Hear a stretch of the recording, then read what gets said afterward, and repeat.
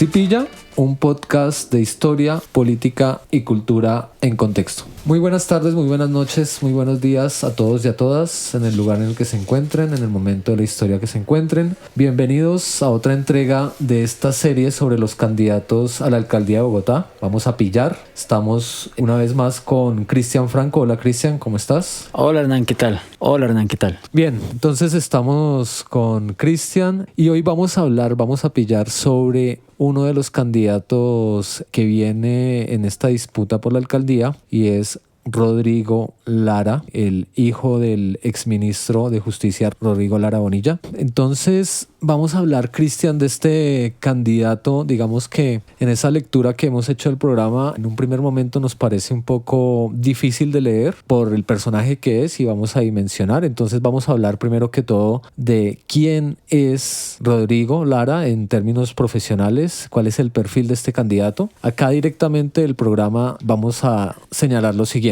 Rodrigo Lara es abogado de la Universidad Externado de Colombia, se especializó en el Instituto de Estudios Políticos de París. Pues hace una acotación en su programa y es que ahí se graduaron los últimos 5 presidentes de Francia, que pues digamos ahí hay también una lectura de lo que nos está diciendo como electores. Hizo una especialización en Derecho Minero Energético en el Externado. Además, Lara obtuvo el título de Magíster de la Escuela Nacional de Administración de Francia. Es becario o fue becario del Eisenhower Fellowship, que ha formado 2.400 de los más destacados líderes de 115 países. Completó el curso integral de Defensa Nacional y el curso estratégico de Seguridad Pública de la Policía Nacional y ha tenido el privilegio de ser profesor universitario de su alma mater, del Externado, del CESA. Y también dice que tuvo un privilegio al ser columnista de Semana, ojalá en la buena época, del Tiempo y del Espectador. Entonces, ese es, digamos, como el bagaje académico que tenemos de este candidato. Ha ejercido como abogado, apoderado de algunas de las empresas más grandes del país y dice que esto le ha permitido pues entender un poco también como la función administrativa. Fue presidente del gremio de las compañías de telefonía móvil Asomóvil. Es emprendedor, dice él en su programa, que ha creado una empresa, dice una mediana empresa, FinTech, que tiene casa matriz en Bogotá y está especializada en apoyar exportadores colombianos para ofrecerles mecanismos ágiles de pago en forma eficiente y justa. Y pues hablemos un poco ya de esta parte de Cristian. Además de lo académico, además de haber participado en el sector privado, la experiencia como servidor público es la siguiente. Director del Programa Presidencial de Modernización, Eficiencia y Transparencia en la Lucha contra la Corrupción, o sea, el SAR Anticorrupción, en los gobiernos de Álvaro Uribe. Trabajó con Pacho Santos en esa época. Fue senador entre el 2008 y 2010, presidente de la Comisión Séptima entre el 2009 y el 2010 y senador de la República entre el 2018 y 2022. Fue representante a la Cámara de Representantes por Bogotá entre el 2014 y 2018, presidente de la Cámara también en ese periodo de tiempo y algo que va a ser muy importante para la siguiente pregunta que te voy a hacer, Cristian, y es que fue presidente del partido Cambio Radical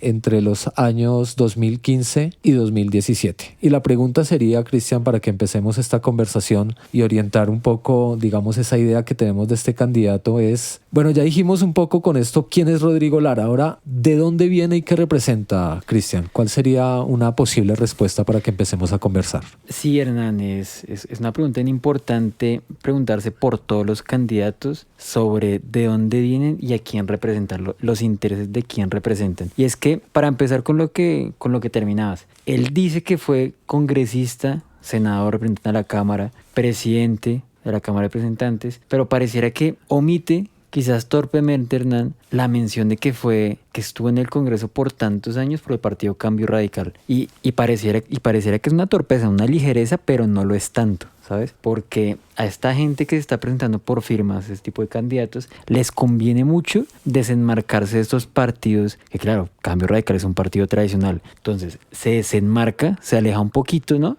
Como yo renuncié al partido, dice él, a pesar de haber estado, ¿qué? ¿Cuántos años? Desde el 2008 que entró al Congreso hasta el 2022, o sea, más de una década en el Congreso por Cambio Radical. Entonces, nada, se desenmarca. Podríamos empezar diciendo que a quién representa, sí, puede seguir representando los intereses del Partido Cambio Radical, muy posiblemente. ¿De dónde viene? Y esta pregunta también la podemos responder con, claro, él fue víctima de lo que fue el conflicto en Colombia, lo que fue la guerra trágica que tuvimos con el narcotráfico, que aún tenemos algunos rezagos de ella, con la muerte del ministro de Justicia Rodrigo Lara Bonilla. Claro, una tragedia, por supuesto. Es una víctima, pero también de dónde viene y dónde se educó, ¿sí? Y él lo menciona. Dice cómo me eduqué en la universidad donde se educaron los últimos 5 presidentes de Francia. Sí, yo creo que esa cuestión mencionarla es fuerte, ¿no? ¿Qué es lo que está diciendo ahí? Yo me educo donde se educa la élite francesa, ¿sí? Exacto, sí.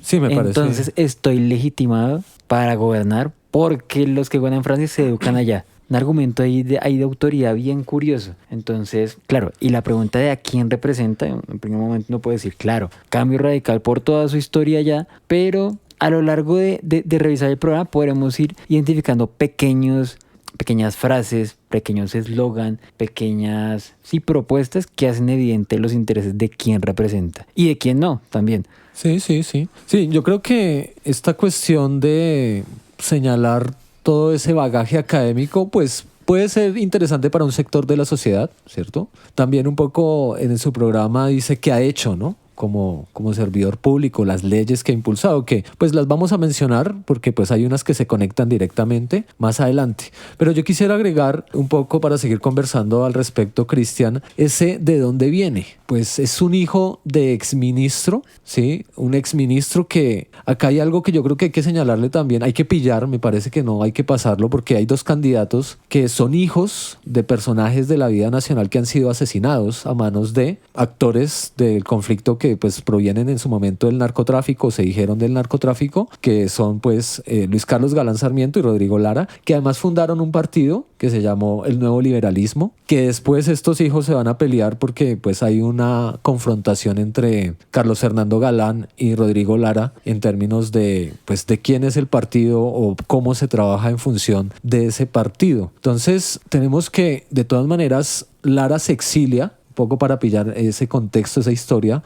Cuando es muy niño se van a vivir a Suiza, regresan al país, él regresa a estudiar su pregrado como abogado, pero sigue desarrollando su vida en términos, digamos, no hay que decir que hay que desconocer ese ámbito, pero de una élite política, porque se empieza a desarrollar su vida en términos también de un ejercicio de una vida pública, en términos de la política asociada a un partido que sale del Partido Liberal, que además es el ala de Cambio Radical, que pues también habría que entender qué hay detrás de Cambio Radical, y hay una figura muy importante que es Vargas Lleras, ¿no? Vargas Lleras es el jefe político de Cambio Radical que quiere aspirar otra vez a la presidencia, pero ¿qué tanto podemos desligar la figura de Rodrigo Lara de la de Germán Vargas Lleras? ¿Qué tanto podemos hacer una lectura de Rodrigo Lara? Porque tú has señalado algo que me parece importante y es que él llega a esta candidatura por firmas. Recoge 212,000 firmas y tú decías un poco que él se quiere desmarcar de una clase, de unos partidos, pero creo que hay que hacer la lectura también de ese de dónde viene. Pues él viene apadrinado también por un Germán Vargas Lleras, por un jefe político, y que dentro de la dinámica de un partido político como el Cambio Radical pues también actuó en función de ese partido, y ahí uno se puede cuestionar varias cosas, ¿no? Sí. Con esos candidatos pasa que ven que los partidos tradicionales están desgastados, ¿sí? O sea, es muy difícil que hoy en día alguien se presente como candidato a una alcaldía, presidencia, por Partido Conservador, Partido Liberal, Partido Cambio Radical, los partidos, los tradicionales históricos, ¿no? Entonces, ¿qué hace este señor? Está toda la vida en Cambio Radical, y claro, antes de lanzar esta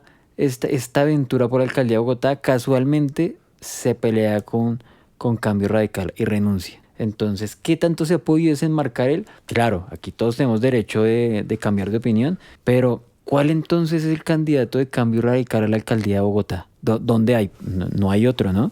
Entonces uno podría suponer que de pronto los intereses que están detrás de los partidos siguen detrás de estos grupos significativos de ciudadanos que se presentan por firmas, pero que siguen representando los intereses tradicionales detrás de los partidos, ¿no? Como la mano negra, el titiritero, ¿no, Hernán? Sí, es que yo creo que sí hay que mencionar precisamente eso, porque como tú dices, es muy difícil que la gente, bueno, desde hace mucho tiempo ya no cree en los partidos tradicionales, que siguen siendo maquinarias que a veces funcionan para elegir ciertos políticos en determinados ámbitos, pero tenemos que detrás de eso puede haber, digamos, esa cuestión oculta detrás del poder yo quisiera mencionar para finalizar esta parte que él dice que llegó con 2 partidos representativos, ¿no? Uy, ¿se lo pilló? Píllelo. Tengo el apoyo de 2 nuevos partidos que son Colombia Renaciente y el Partido Demócrata Colombiano. Digamos, a mí no me dicen mucho esos partidos, con una vigorosa lista al Consejo y más de 80 candidatos a las juntas de acción local, ¿no? Entonces, pues bueno, no, pues es como mencionar eso, ¿no? En esa pregunta inicial de dónde viene y a quién representa. Yo también leyendo su programa y pensando, digamos, en el contexto de lo que ha sido su vida pública como político, pues creo que también él no se puede desmarcar un poco de esa clase política tecnócrata que, digamos, tiene que garantizar que se desarrollen algunas políticas en favor de gremios, sectores, ¿sí? Y ahí uno también vuelve a la pregunta de, bueno, ¿a quién representa y en los intereses de quién está la posibilidad de que sea candidato, ¿no? ¿Qué tan cercano está, por ejemplo, a sectores populares? Que esa es una pregunta obligada también, ¿no? Sí, como uno se puede preguntar a quién representa, también es posible preguntarse y que toda la gente que está escuchando se pregunte a quién nos representa, ¿sí? No me representa a mí, que cada una de las personas que está escuchando se pregunte eso. Creo que aquí lo vamos a responder, Hernán, con este resumen que le preparamos aquí a los oyentes. A los oyentes. A los que siguen este podcast. Con este resumen podemos ver si lo representa o no. Pero un comentario aquí, él dice que lo apoyan 2 partidos nuevos. Pero, Hernán, ¿cuántos partidos hay en Colombia? ¿Cuántos partidos hay? Uy, esa es difícil.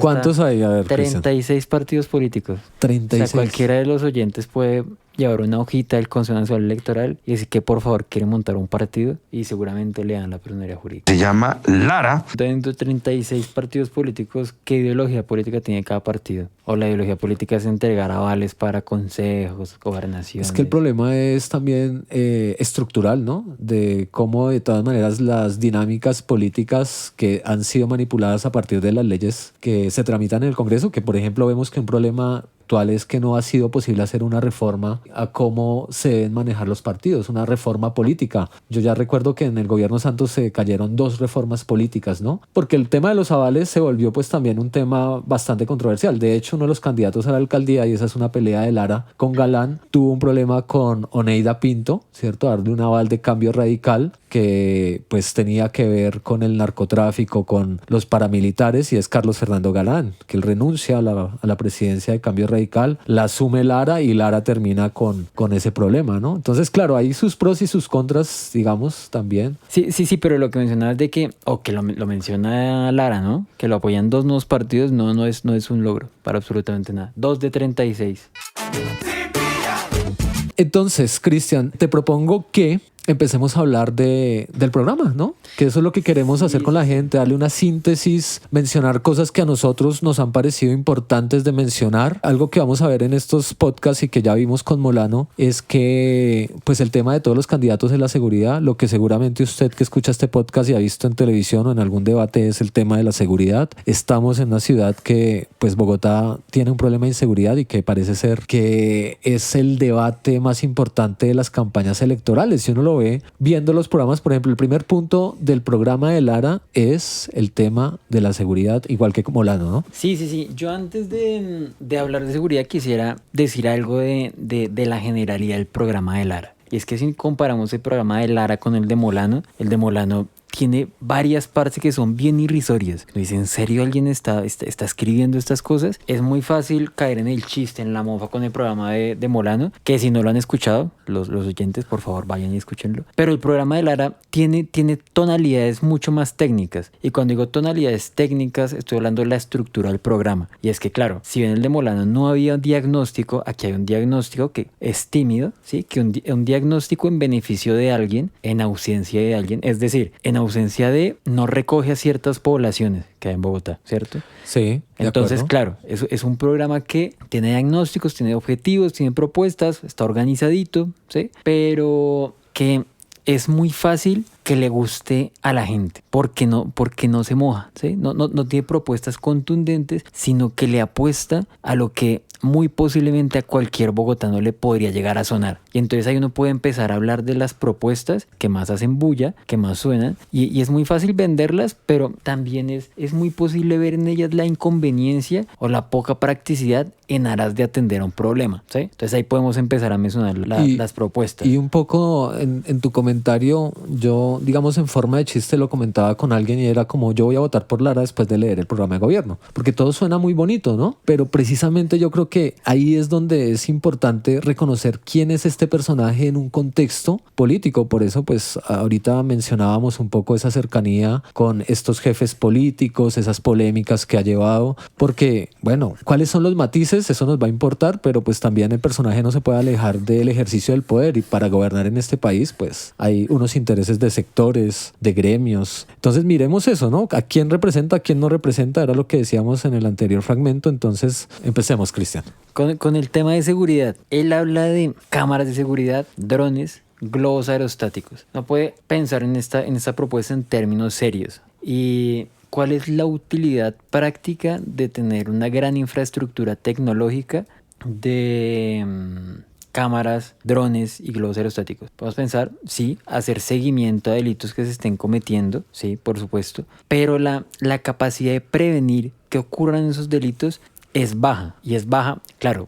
Cualquiera puede pensar, no, porque si usted pone una cámara en Transmilenio y el ladrón ve que una cámara le está apuntando a la cara, no roba. Claro, cierto. O sea, eso es un argumento que es difícil de controvertir. Pero es que Bogotá tiene 1.587 kilómetros cuadrados. Hay cámaras para todo eso. Hay 1.922 barrios. Porque, y aquí tenemos que preguntarnos, ¿es posible que estas iniciativas tecnológicas cubran a Bogotá? ¿O lo que va a suceder es que el crimen se desplaza? Porque el ladrón que no pudo robar una esquina porque hay cámaras ahora y hay un globo que apunta, pues se mueve a otra esquina. O no roba en esa esquina, sino roba en el colectivo. No en Transmilenio, en el colectivo. O de pronto en el SITP. O roba en el barrio. Entonces aquí la cuestión es que, sí, todos hemos visto muchas películas de ciencia ficción y esto suena bien, ¿no? Sí, a contratar a robots, ¿no? Que previenen el crimen, pues fue una película taquillera. Pero la practicidad y la eficiencia de esto es muy cuestionable. De acuerdo. Yo he visto las intervenciones de Lara, por ejemplo, una cuestión en términos de, no sé, él habla de que a tener 10 drones por localidad, de tener sistemas de reconocimiento biométrico facial,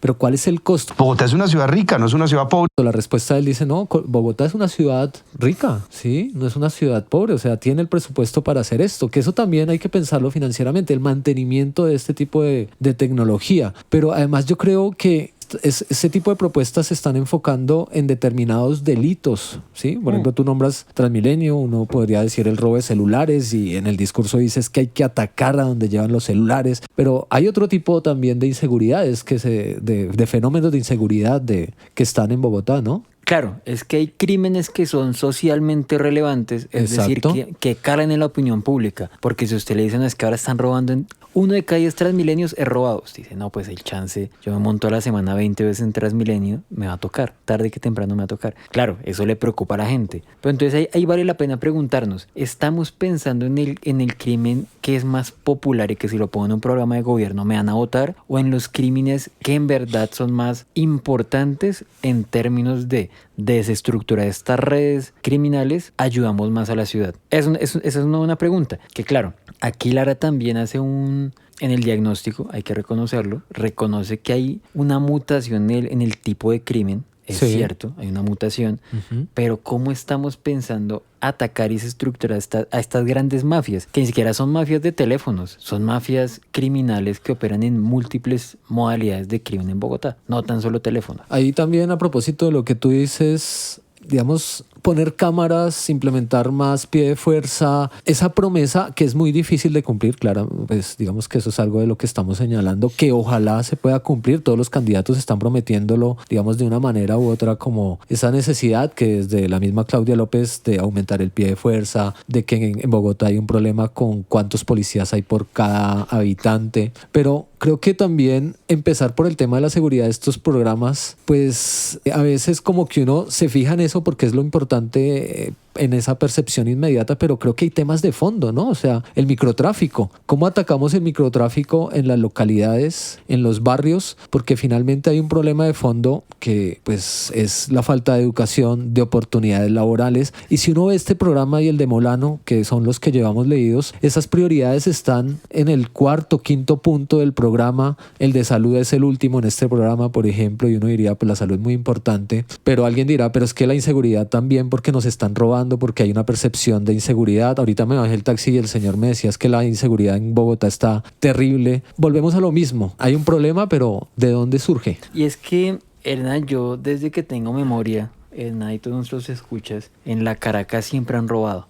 Toda la vida. Y en Bogotá la inseguridad no es de ahorita. Y no es para lavarle la cara a cualquier alcalde, pero Bogotá ha sido una ciudad insegura. Pero entonces aquí valdría la pena preguntarnos por qué es insegura. Y porque haciendo estas preguntas es posible ubicar respuestas un poco más que van a la raíz. ¿Por qué la gente roba en Bogotá? Y es que en este programa no se preguntan por qué los jóvenes roban, por qué los jóvenes se vinculan a una estructura criminal, a pandillas, para robar y cometer varios tipos de crímenes. Si uno se pregunta por qué está ocurriendo el crimen, es más fácil disminuir el crimen que tan solo poniendo cámaras. Entonces aquí la pregunta es, ¿estamos buscando reducir la inseguridad de verdad? ¿O lo que estamos queriendo es decirle a la gente lo que quiere escuchar? Pues porque a nadie le gusta que le digan, usted no tiene la razón. Sí, claro. Y a la gente que pide policías, todos los candidatos van a decir, necesitamos más policía, más cámara, más lo que sea, pero ¿en verdad eso sirve, verdad? Pues es que ahí está, o sea, lo que les mencionaba un poco ahorita o en esta conversación, y es que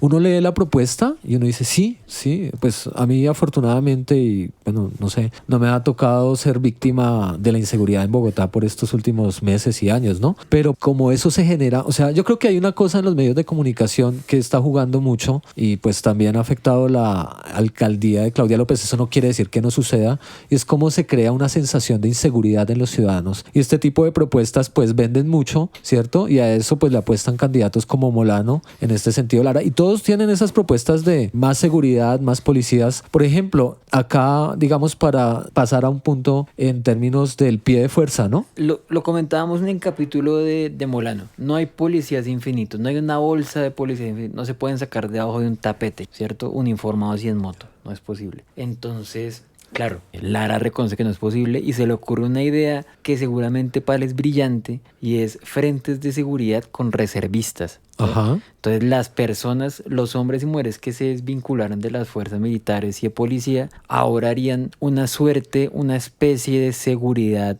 privada, más o menos, en los barrios, en las localidades, y ellos serían aliados estratégicos de la policía. Pero yo quisiera señalar aquí un conjunto de problemas que pueden llegar a ocurrir, que se pueden llegar a desencadenar. Primera situación, si la Policía Nacional tiene comportamientos que atentan contra los derechos humanos, supongamos. ¿Qué se hace? Es un problema. ¿Se atiende con qué? Formaciones en derechos humanos, sensibilización, se cambian los mandos, lo que sea, ¿cierto? Eso se puede hacer. Pero ¿qué pasa si estos frentes de reservistas tienen graves comportamientos que atentan contra la seguridad y la convivencia de la gente que habita en los barrios? Si cometen abusos, ¿qué ocurre? Se lo denuncian el ciudadano que es víctima de un abuso por parte de reservistas. ¿A quién denuncia? A la persona del CAI que fue excompañero del reservista. Gravísimo. Pero además hay una situación, y es ¿cuál sería la situación de convivencia en los barrios respecto a las poblaciones diferentes, alternativas, disidentes en los barrios? O sea, ¿cuál sería el trato que los reservistas, que no hay que mentirnos, en unas tonalidades conservadoras, ¿no? Vimos a un grupo de reservistas marchando en contra del gobierno de Petro. ¿Cuál sería la actitud que esta gente tendría frente a pelados que estén en un parque? O que alguien esté fumando un porro. Sí. Porque es ilegal fumarse un porro, ¿no? Entonces, ¿cuál sería la actitud de esta gente? ¿Perseguirán a los jóvenes? ¿Tendrían un nuevo régimen y autoridad en los barrios? Esas son preguntas, ¿no? Pues porque si algún oyente joven se está escuchando esto, ¿cuál sería la actitud que tendría un grupo de reservistas, de exsoldados en el barrio, siendo aliados de la policía, ¿verdad? Es que yo creo que no hay claridad en ese punto. Y en términos, por ejemplo, de algo que tú señalas y es el control de esto, de estos frentes de seguridad, porque ahí dice convocatoria a las fuerzas en retiro. Se convocarán a 92.000 miembros retirados de las fuerzas militares y de policía que viven en Bogotá para fortalecer los cuadrantes de seguridad. ¿Qué significa fortalecer? ¿Cuáles van a ser sus funciones? ¿Habrá un pago para estas personas? O sea, yo creo que hay muchas cosas que en el papel, digamos, en términos prácticos, a un posible votante dice, oiga, sí, chévere, pero creo que está en cuestión también, pues, las personas que ya no están en la fuerza, qué están haciendo, qué pensaron, en qué gobierno estuvieron, la cuestión de los derechos humanos. Y yo creo que no hay que decirse mentiras que los frentes de seguridad muchas veces también fracasan y se vuelven extremistas y todo el mundo está bajo sospecha. Lo que tú señalas, entonces, en el parque, no sé, en algún parque en Bogotá, en alguna zona residencial, ya no pueden los jóvenes por la noche, no sé, escuchar música porque ya hay una alarma y entonces ya está el prejuicio y se van creando ese tipo de cosas y unas dinámicas que se van volviendo un poco peligrosas también para el ejercicio de la ciudadanía, ¿sí? Un habitante de calle ya es previamente per se es un ladrón, ¿sí? Pues a veces hay habitantes, no todos los habitantes de calle son ladrones, por ejemplo, pero este tipo de cosas se pueden salir de las manos porque es poner los reservistas con los frentes de seguridad que son los ciudadanos que están creyendo que siempre los van a robar. ¿Por qué? Porque pues sí, hay una situación de desconfianza e inseguridad, pero el problema real es que hay que fortalecer la policía, hay que brindarle también como que esa opción de estar en la policía sea algo importante para las personas que quieran estar ahí, porque el déficit de policía también, ¿por qué se da? ¿Quién quiere ser policía, por ejemplo? ¿Por qué por qué Bogotá tiene ese problema de falta de fuerza pública? No solamente porque hay una violencia en el resto del país, ¿sí? Porque pues lo que dice Claudia López es, formamos tantos policías, se los llevaron para tal lado. Entonces creo que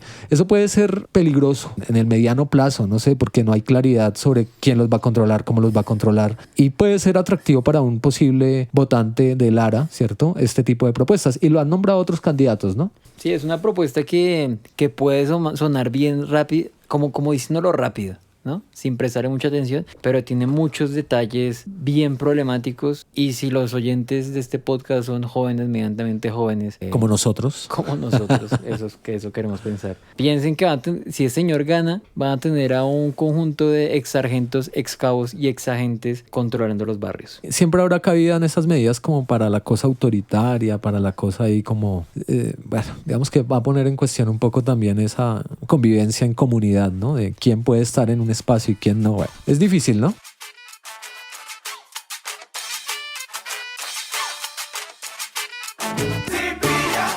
¿Si pillan cómo son vueltas en la historia de Colombia? Hola, soy Daniela Muñoz, productora del podcast Relatos Ñeros. Los invito a seguir pillando este episodio y apoyar este proyecto. No olviden inscribirse a nuestro Patreon y revisar las distintas opciones de donación y financiación que encuentran en las historias del perfil de Instagram, @sipilla_podcast. Hernán, y hay otro punto que me parece interesante, que no sé si tú revisaste en el programa, y es la cárcel privada, pero para la resocialización. No sé si te suena. Y es que es interesante, pero es un poco contradictoria la propuesta que tiene Lara, porque él habla de la cárcel privada para la resocialización, pero tiene en su propuesta de seguridad bastantes toques punitivistas. Entonces, sí. No habla de megacárceles a lo Bukele como Molano, ¿cierto? Dice que se construirá una nueva cárcel distrital, ¿no? Sí.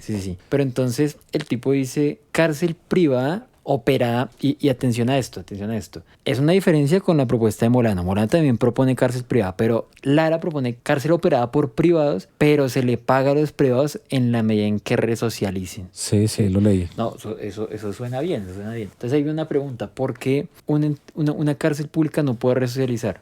¿No es posible o por qué tenemos que acudir a privados? ¿Por qué dejar una parte de nuestros recursos en un privado para garantizar que resocialicen si bien lo puede desarrollar un público? Es que es lo mismo, digamos, ahí hay un discurso cristian y operan muchos otros espacios y es como vender esa desconfianza por lo público, y pues también estamos en medio de un contexto donde desde hace mucho tiempo se ha puesto en cuestión, por ejemplo, la función del IMPEC y de los directores del IMPEC y de la corrupción dentro del IMPEC, y el candidato no es bobo, hay que decirlo, porque pues está también calculando algo que lo decíamos con Molano, y es como ahí finalmente se le va a hacer el favor a un contratista. Él dice que no va a ser operado como hoteles, porque lo dice, se privatizará la cárcel, pero no para pagarles a los operadores por noche de hospedaje de presos, que ese es el negocio, y era lo que señalábamos un poco con esa privatización, sino sobre la base de los resultados de resocialización. Y se lava un poco diciendo como que en Nueva Zelanda y Australia hay procesos de resocialización y reintegración por parte de la población carcelaria. Y pues uno se pone a pensar, sí, pero es que no somos Nueva Zelanda y Australia. Una cosa es lo que queremos y otra cosa es lo que podemos también en las condiciones, sí, de una sociedad como la colombiana. Es que no somos Nueva Zelanda, en donde sí, el preso puede hasta salir sin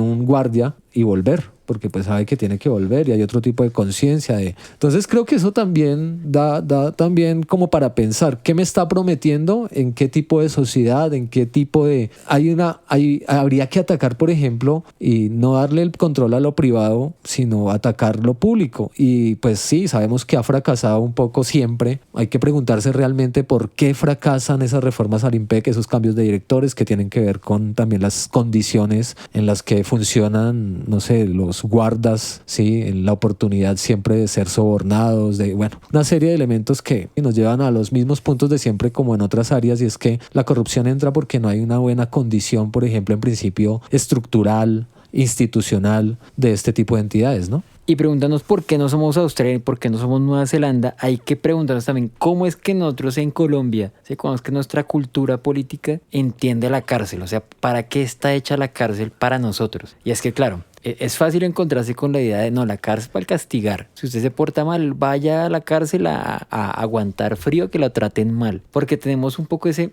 chip punitivista, que sería el punitivismo, buscar el castigo, ¿no? Que la justicia esté en clave de castigo. Algo es justo en la medida en que castigue. Y por una parte, la propuesta real está en que no haya impunidad y en algún fragmento dice, ¿no? Como buscar alianzas con la justicia y la fiscalía para que no haya impunidad. Entonces, ¿la impunidad para él qué es? Que una persona salga libre. ¿Qué sería la impunidad? Porque entonces ahí estamos pensando, o él estaría hablando en clave un poco de cuál sería el castigo para esa persona. ¿Cómo garantizamos que no vuelva a salir? Y aquí quisiera yo anotar algunos elementos como interesantes, sí, de lo que es el punitismo, de lo que es esta corriente que la vimos con Molano, la vemos aquí también un poco con Lara, y es el punitivismo, esta corriente de pensar que las penas son la solución. Piensan en que tenemos que tener penas duras, tenemos que tener un enfoque en el castigo, tenemos que despreciar la libertad condicional, tenemos que pensar en la tolerancia cero en el delito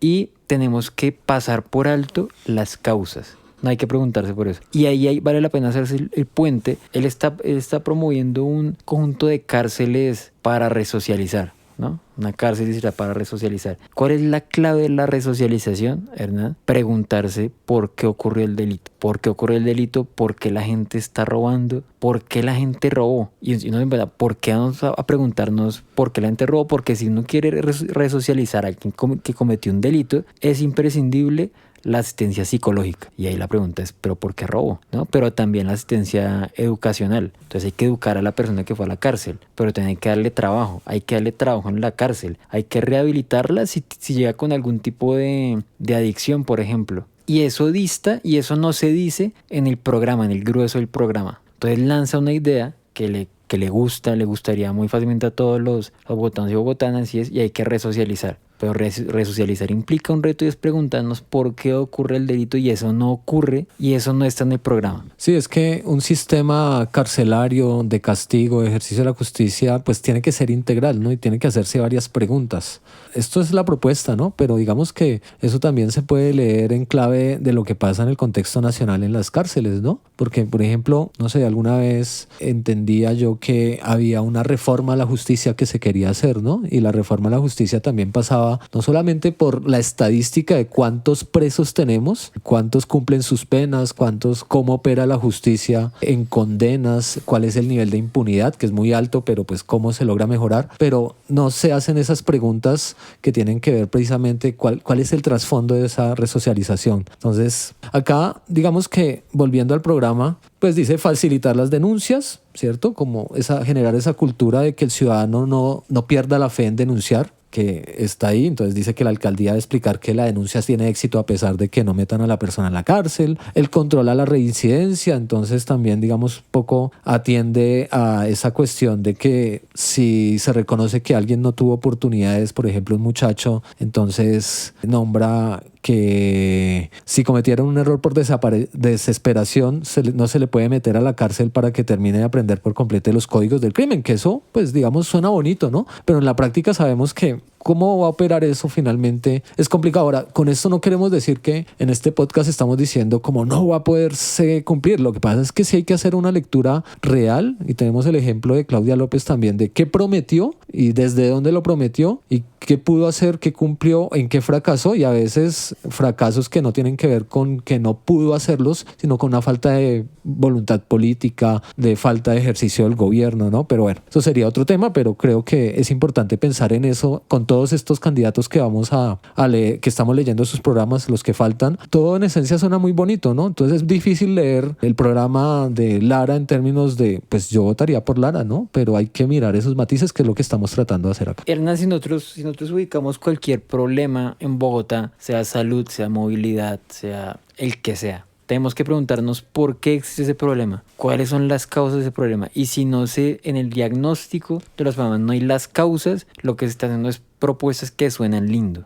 Y claro, Sí. suena lindo eso de poner cámaras, puede llegar a sonar lindo reactivar a esas personas, a esos reservistas y que nos acompañen, puede sonar lindo una cárcel que resocialice, pero son retazos. Y son retazos que no dan una solución integral, sino que dan pequeñas respuesticas para que la gente lo vote, pero no atiende al fondo, no resuelve, Sí, no sí. resuelve. Y tú señalas algo que una clave de lectura de este programa es que, pues uno no sabe si agradecerlo o no, pero Lara pone como cada punto, entonces mensaje clave, diagnóstico y propuesta. Y ya ahí uno es donde empieza como a mirar con más detenimiento cada una de esas cuestiones, ¿sí? Entonces, en seguridad, un poco para ir cerrando esta parte, Cristian, es como mensaje clave, no importa el lugar, la hora, el género, la edad, nadie se sentirá inseguro en Bogotá. Pues siempre nos vamos a sentir inseguros. Pues eso no es cierto, eso no es cierto. Exacto. No lo va a poder cumplir. No lo va. Recuperaremos, Molano decía reconstruiremos, este señor dice recuperaremos la confianza ciudadana en la seguridad por medio de más recursos humanos, no reconocer, por ejemplo, las problemáticas sociales, más tecnología, más inteligencia y más justicia, que también son como cosas como que uno dice, sí, chévere. Es un eslogan, podrá poner Exacto. en el programa, en ninguna hora, en ningún lugar, nadie en ningún género Sí. podrá sentirse despechado en Bogotá. No se puede cumplir, señor. Sí. Hace el diagnóstico, bien, que no lo vamos a leer, pero pues... Y los objetivos, ¿no? Tener una ciudad cero crímenes, claro, ¿qué ciudad no quiere tener cero crímenes? Recomponer la confianza de la ciudadanía en las autoridades de policía, que pues digamos que eso obedece a otros procesos también, pero bueno, es un objetivo. Erradicar las bandas de crimen organizado que operan en Bogotá, pero ¿cuál es la propuesta en términos del fondo, ¿no? Que es lo que siempre ponemos en cuestión en este podcast, en ese ejercicio, digamos, de examinar esas propuestas, porque no son claras, ¿no? Entonces, cuando uno va a las propuestas, pues son cámaras, son drones, son aumentar el pie de fuerza, pero pues digamos que ya lo hemos señalado, ¿no? No lo social, no lo estructural, no de dónde nace, por qué. Bueno, listo. ¿Cuál sería el siguiente punto, Cristian, en esta conversación? ¿Sí pilla? Uy, ¿sí pilla?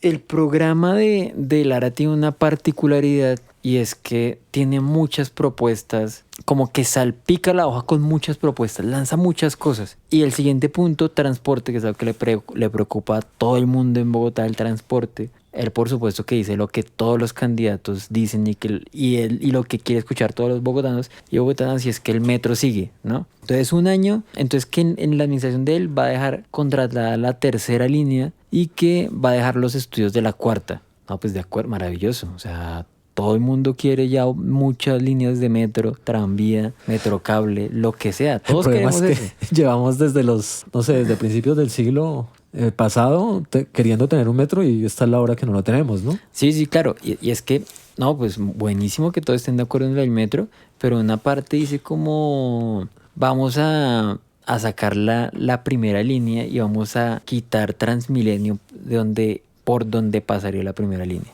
Y es como, claro, si tenemos metro no quisiéramos montarnos nunca más en un Transmilenio, pero pues no es tan fácil.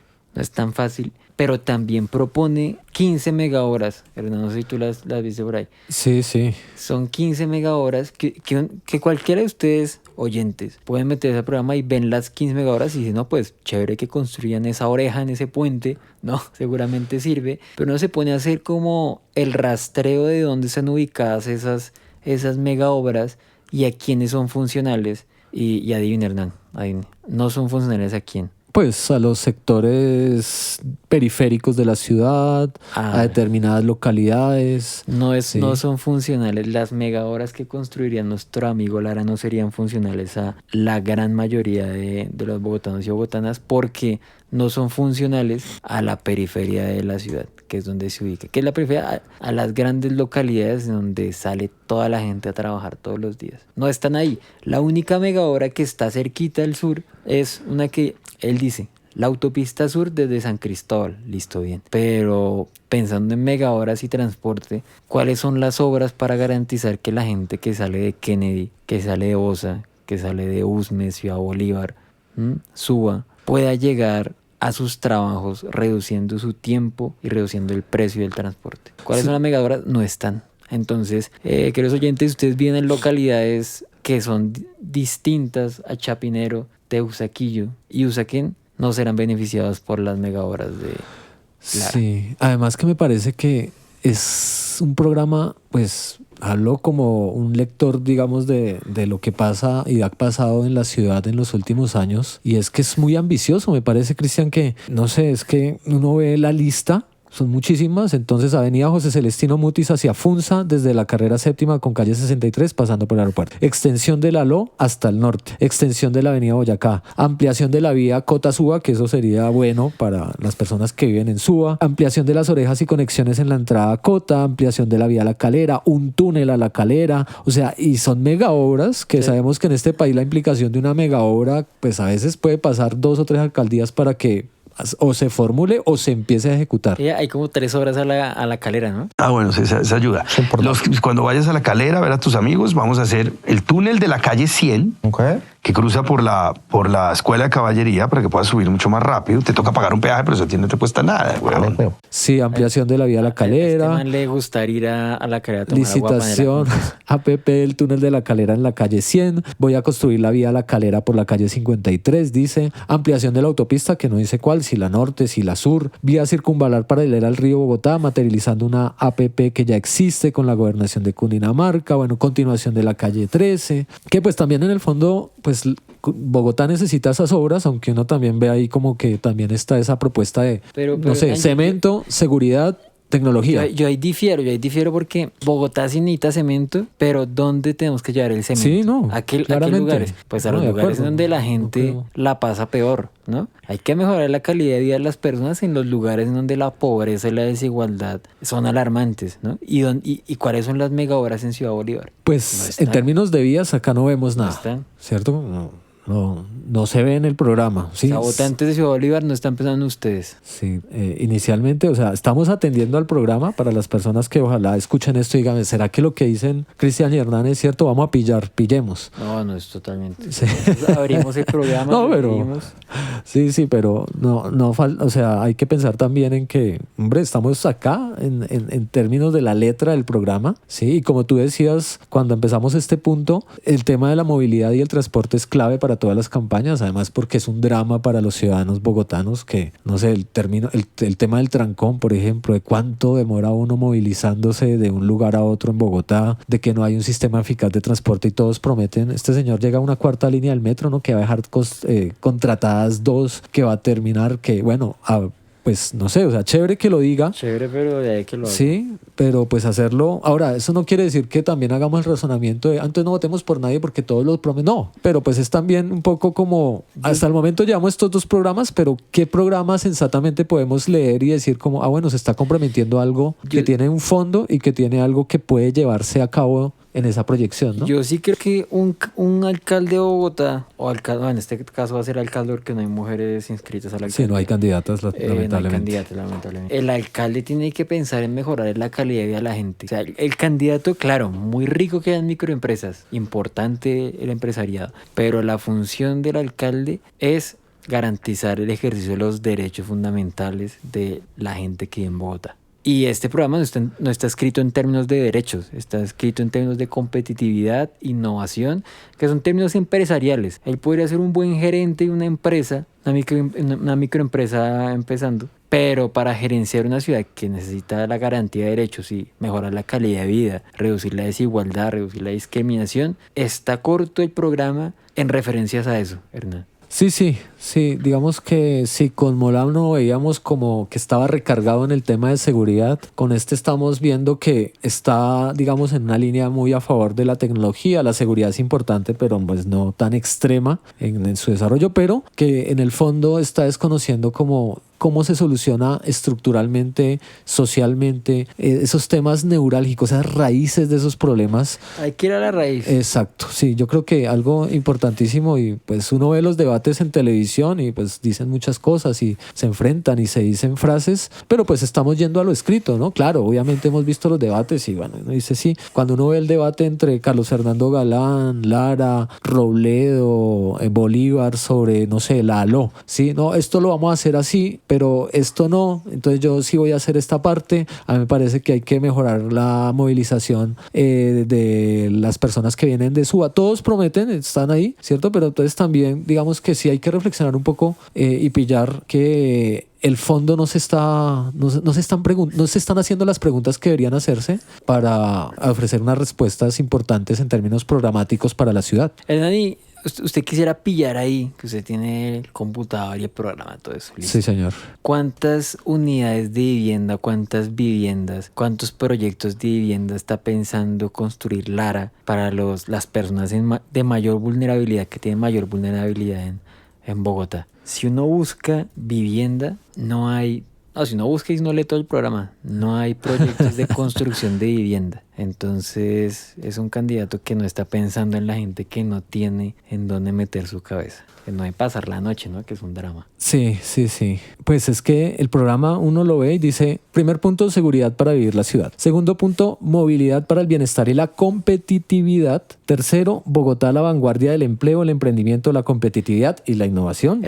2 puntos, perdón, se interrumpo, en 2 puntos. Él habla de transporte, pero ¿para qué? No es transporte para que usted tenga una vida mejor. Sí. Es transporte para que usted sea competitivo, para que llegue a trabajar con ganas. No es para que tenga una vida digna. Sí, no, o sea, y además la palabra competitividad la nombra bastante, la innovación. Claro, eso vende y vende a un sector de la población, ¿no? Digamos que es un poco también, él dice que él es un socialdemócrata liberal, ¿no? Pero también está vendiendo ese discurso precisamente neoliberal. No, pero no es el demócrata, los demócratas piensan... Pero él lo dice, ¿no? Sí, no. Él lo dice. Porque además se reconoce como liberal, que eso es también la pregunta que nos hacíamos inicialmente, ¿a quién representa y de dónde viene? ¿Sí? Viene un partido que se llama Cambio Radical, que nace del Partido Liberal, pero que no está tan, digamos, a los ideales progresistas o izquierda, que en esencia tendría pues Hernán, Partido Liberal. Si él es liberal, ¿cuántas hace referencia a las diversidades sexuales en su programa? No hay. Entonces no es tan liberal. No hay. De hecho, uno busca la palabra, y eso lo hicimos la vez pasada en el podcast de Molano, LGTBIQ+, y no aparece. Sí, inclusión aparece 3 veces, pero la inclusión no es en términos de orientación sexual, la entonces inclusión es de empleo, la inclusión es de movilidad, la inclusión es otro. Entonces no es tan liberal, sino piensa en distintas orientaciones sexuales, hay que decirlo. Sí, de hecho... no sé si te parece, hablemos del punto de género, ¿no? El punto de género, y aquí puede quedar un poco raro que 2 hombres heterosexuales hablen sobre el punto de género, pero bueno. Marcela, te extrañamos en este podcast.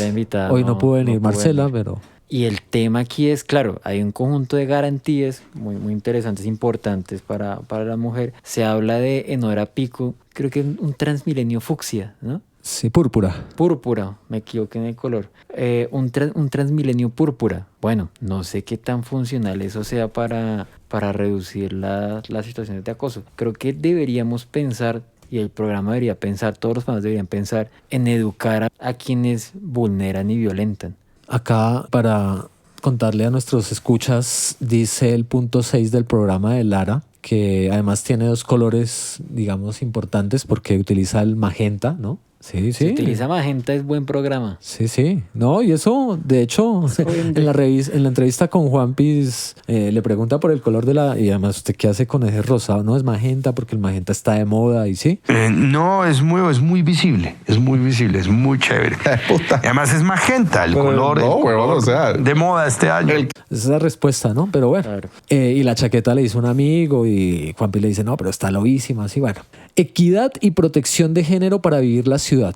Ese es el punto donde pues señalamos eso. Mira el mensaje clave. Bogotá será un espacio equitativo y seguro para las mujeres y para sus habitantes. Creo que se queda corto en ese mensaje clave que debería ser más amplio, ¿sí? Reconociendo más la diversidad, más otros problemas. La ¿sí? necesidad de eliminar las violencias. Diagnóstico. Existe una abundancia de cifras que demuestran que las mujeres sufren más desempleo y tienen menos oportunidades de crear un negocio. Las mujeres ganan menos por hacer lo mismo que los hombres. Que eso, pues digamos que es el tema Está que bien, siempre sí. está. Sí. Está bien. El capital humano de las mujeres y sus potenciales aportaciones siguen sin aprovecharse. La mitad está fuera de la fuerza de trabajo y cuando logran insertarse las condiciones son desventajosas. Que digamos que acá está asumiendo, pues no puedo hablar en mi programa de cosas que no se hablan. ¿sí? Pero hay una diferencia con Molano, ¿no? Claramente acá sí hay una intención más clara de integra cositas, pero Sí. habla de capital humano. Capital humano, sí. Ah. El famoso capital humano. El sí. capital humano. Ustedes no sí. son personas, son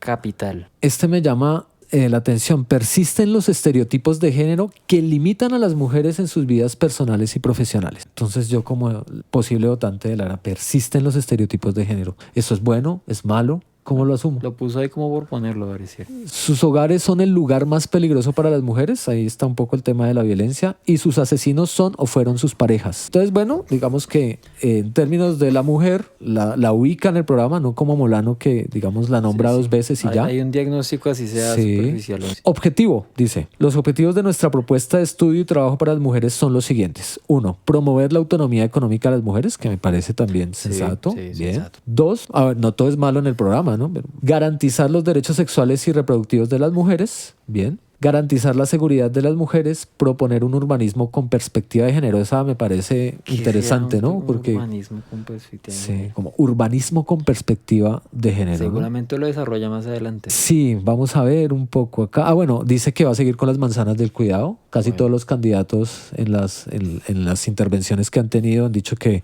es de las cosas mejores. Le reconocen todos a Claudia López que eso ha sido lo mejor y que seguirán y lo ampliarán en sus alcaldías, ¿no? Dice el urbanismo con perspectiva de género, Cristian, ahí para que tú analices esto. El urbanismo con perspectiva de género reconoce y visibiliza la experiencia cotidiana de las mujeres y las necesidades y responsabilidades asociadas con el trabajo doméstico y de cuidado. Entonces miren dónde las están ubicando, que también implica a la niñez, a los adultos mayores y a las personas en condición de discapacidad y su derecho a la ciudad. Es necesario incluir en el diseño urbano y de movilidad las experiencias de las poblaciones que viven y transitan la ciudad. Y no sé, a mí me parece que acá le falta No, pues que es la generalidad, o sea, sí, pero mucho más pero ¿qué vas a hacer? ¿Qué vas a hacer, amigo? profundizar y ampliar esto porque sí, es muy general, sí, no entiendo algunas cuestiones. En los debates, pues no lo he visto tan concreto y claro, bueno, desde mi perspectiva, a Lara cuando, sí, Oviedo es distinto cuando hablan como del tema de género. En el programa, pues ahora, o sea, sí hay cosas bastante interesantes en términos de garantizar espacios para la mujer, para mejorar ciertas Sí. situaciones, entonces creemos que eso es importante en Sí, este sí. programa. Yo quisiera decir que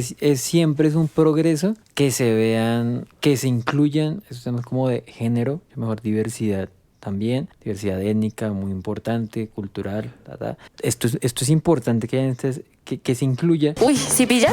¿Sí pilla, perrito? ¿Sí pilla? ¿Sí pilla? ¿Sí pilla? Vamos finalizando, Cristian, si te parece, pero ¿qué nos faltaría en términos, en líneas generales? Hemos leído, el programa tiene 75 páginas, que tiene pues unas líneas bastante gruesas alrededor de los temas que hemos mencionado, pero hemos querido señalar algunos matices o pensarlos en términos de el contexto, de la importancia, de qué pretende solucionar, si realmente hay una propuesta seria, contundente. Yo quisiera hacer una analogía ahí y no sé si Hernán no lo escucha, no les ha pasado que ustedes cuadran un paseo con sus amigos y se imaginan el paseo de la vida, pero nunca se preguntan cómo lo van a hacer. Pasa un poco parecido con el programa de Lara, y es que en temas de salud, por ejemplo, habla de fortalecer el equipamiento de salud. ¿Quién no está de acuerdo con eso? Todo el mundo está de acuerdo con eso, suena maravilloso, es un gran plan, pero ¿cómo lo vamos a hacer? ¿Dónde? ¿Cuánto cuesta? Eso no está. ¿A qué población vamos a beneficiar? Claro, se dice también, vamos a beneficiar las poblaciones, vamos a beneficiar a Ciudad Bolívar, pero ¿cuántos hospitales vamos a construir? ¿Cómo vamos a fortalecer la red de hospitales? ¿O tan solo se pone porque es lindo ponerlo? Porque esa es la impresión que yo me llevo después de leer el programa. Se ponen muchas iniciativas que son lindas de leer, pero que no se aterrizan en términos de cómo la vamos a desarrollar. Y no se beneficia, en esto quiero hacer hincapié, no se beneficia a las zonas con gran densidad poblacional, ¿sí? Las grandes localidades, no se piensa en eso, no se piensa en cómo vamos a focalizar la acción de la alcaldía para localidades que tienen graves problemas de desigualdad, de pobreza extrema, ¿sí? No se piensa en eso. De hecho, pueden buscar la pobreza en el programa, si se hace referencia, a ver si aparece. No aparece. No aparece la pobreza, no hay pobreza, solo hay gente que no es competitiva. Sí, digamos que en estos análisis que estamos haciendo hay que decirle a nuestros oyentes, hay que pillar el lenguaje. Es que el lenguaje es importante desde el programa, porque pues eso va a tener que finalmente, si gana Lara, pues yo nunca prometí hablar de pobreza, de lo social, pero sí les prometí innovación, sí les prometí troncales, sí les prometí más policías. Ese tipo de cuestiones están ahí fundamentalmente para que nosotros las reconozcamos. Y Cristian, yo quisiera hacerte una pregunta para ir finalizando. Yo estaba revisando un poco para preparar este podcast, como las entrevistas, como los debates, como los escándalos, porque pues eso también hay que reconocerlo en función del candidato, ¿no? Y Rodrigo Lara en algunas intervenciones dice que él no es el candidato del continuismo. Y me hace preguntar precisamente eso. ¿Cómo dice, en qué contexto dice eso? Él dice que Carlos Fernando Galán es el candidato del continuismo, que está apoyado por Claudia López, que no lo dice, y dice que Carlos Fernando Galán es un morrongo, que hace las cosas por debajo, que es un tipo hábil en ese sentido, y eso pues lo hace. Entonces dice que Claudia López, Peñalosa, los partidos tradicionales están apoyando esa candidatura para hacer el continuismo, o sea que está reconociendo de alguna manera que Claudia López no es de izquierda, en primer momento, sí, es una lectura que yo hago, pero lo importante para nuestro podcast sería, ¿no es un candidato también del continuismo? Con esa pregunta inicial que nos hacíamos, ¿de dónde viene y qué representa, Cristian? Aquí hay varias posibles respuestas, ¿no? ¿Continuar qué? ¿No? Continuar la herencia de un partido, es decir, Partido Verde, continúa Partido Verde, Partido Conservador, continúa Partido Conservador, continuismo de eso. Siento que esa es una lectura muy superficial. Aquí hay que preguntarnos, ¿es el continuismo de determinadas políticas, sí o no? O intereses de algunos sectores. Claro, de políticas, sí, e intereses. De gremios. Yo diría que Lara no representa de ninguna manera una ruptura de la forma en que se está administrando Bogotá. No es una ruptura radical, sí es un viraje, yo diría, un poco más hacia la derecha. Un poco más hacia la derecha en términos de que, de no reconocer la crisis social y económica que hay en Bogotá. Yo creo que es perfectamente posible pensar que Lara no consigue que hay personas pobres en Bogotá, sino poco competitivas. Este chiste de que hay personas que piensan que el pobre es pobre porque quiere, siento que un poco Lara en su programa no comprende la gran realidad de los bogotanos y bogotanas, sino que piensa es fortalezcamos la pequeña y mediana empresa. Muy importante empresariado, pero tenemos que pensar en la gente que la está pasando mal en Bogotá, y hay que reconocer que Claudia reconoce que hay crisis económica, reconoce que hay pobreza, reconoce que hay desigualdad. Este señor no lo hace, entonces sí, es un paso hacia la derecha, un poco más a la derecha que Claudia. Yo lo diría sin temor a equivocar. Listo. Esa es una pregunta, a mí me llamó la atención eso de no es el candidato del continuismo, pues para pensarlo, ¿no? Hay un viraje, sí, yo también comparto un poco, pues de izquierda no es, de centro izquierda tampoco, es claramente con una concepción neoliberal. Y me parece pues que es un riesgo, sí, o sea, apostar por un candidato como este, pero eso ya es una opinión personal, porque pues no sabemos, o lo que yo sospecho, sí sé, es que pues va a seguir defendiendo unos intereses particulares de determinada clase política, porque pues viene de ahí, o sea, uno ve la hoja de vida y siempre ha estado ahí, es un tecnócrata, sí, ha sacado leyes, pero ¿dónde? En el Congreso. Y me llama la atención, por ejemplo, cómo en un momento, en la historia historia reciente de Colombia en la censura que se le iba a hacer al ministro de Defensa, exministro de Defensa Molano, también hoy candidato, uno busca en internet y Lara se echa un discurso apoyando la moción de censura contra este ministro. El gobierno en general merece una moción de censura, señor presidente, porque este gobierno incendió al país. Este gobierno incendió al país con una reforma tributaria inaceptable, que grava a la clase media y eximía del pago de los impuestos a los más ricos de este país. Este gobierno, señor presidente, merece una moción de censura porque en el momento de las manifestaciones legítimas y genuinas se negó a escuchar a los colombianos. Los estigmatizó, los trató de terroristas, de comunistas, de vagos y de flojos, y la única respuesta fue enviarle a la policía, misión para la cual no está diseñada la fuerza pública. La fuerza pública está diseñada para perseguir delincuentes, no para enfrentar insurrecciones civiles y manifestaciones de esta magnitud. Desbordada en su misión constitucional, se han presentado excesos, y cuando se han presentado excesos, el gobierno no los ha condenado. Y cuando llega el momento de la votación, vota que no. Pero sí respaldo la protesta pacífica, la institucionalidad, condenando las sanciones y los excesos. Sin embargo, voto no a la moción de censura. Y eso fue tendencia en las redes sociales y nunca dio explicación de eso. Entonces, como lo decía con Molano, pues uno mira a los candidatos por sus actuaciones, ¿no? Por ese ejercicio que han hecho de la política. ¿Qué hubo detrás? O sea, uno como ciudadano dice, pero ¿por qué después de dar un discurso que estaba en contra, que sí, que era un abuso por parte del gobierno, lo que estaba pasando en las manifestaciones, que el ministro de Defensa debería hacer, y después en la votación vota que no? Porque precisamente hace parte de una clase que se moviliza entre una lógica... Los de arriba, son los de arriba. Pero se moviliza en una lógica de conveniencia finalmente, porque seguramente ahí había algo detrás. ¿Por qué no censurar a un ministro en un gobierno como el de Duque? Una pregunta, que está mencionando algo muy interesante, y es ¿a quién beneficia y a quién no beneficia? Podríamos pensar en, como pregunta, ¿no? ¿Este candidato Lara a qué estratos beneficiaría radicalmente? ¿Qué opinas? Ese es un compromiso duro de respuesta, ¿no? Pero en principio yo creo que está bastante lejano de beneficiar en términos del ejercicio de la política a los sectores menos favorecidos por el desarrollo de la economía, de la infraestructura, de la educación. Pues el candidato va a decir que sí, y que está pensando en todos los ciudadanos de Bogotá, pero yo creo que esas megaobras que están propuestas, y si las lleva a cabo, entonces ¿por qué van a favorecer a los menos favorecidos? Porque genera empleo, qué calidad de empleo, sí, pero los que van a llevar siempre la tajada mayor van a ser los contratistas, las cementeras, que eso es lo que siempre se ha visto en las alcaldías, ¿no? Por eso uno siempre va a criticar esa cuestión de fondo de esos intereses que están en juego ahí, que no se reconocen y son vedados. Entonces la propuesta suena muy bonita, pero la realidad es que después hay que hacer 3 adiciones presupuestales, no se terminó la obra, se vuelve un elefante blanco, todo ese tipo de cosas, pero me estoy desviando de la respuesta, y yo creería que los intereses que va a defender pues son los intereses de un sector seguramente comprometido con los emprendedores, con los empresarios y con los estratos altos de la sociedad bogotana. Desde hasta el Transmilenio por la Séptima, no, por ejemplo, ahí.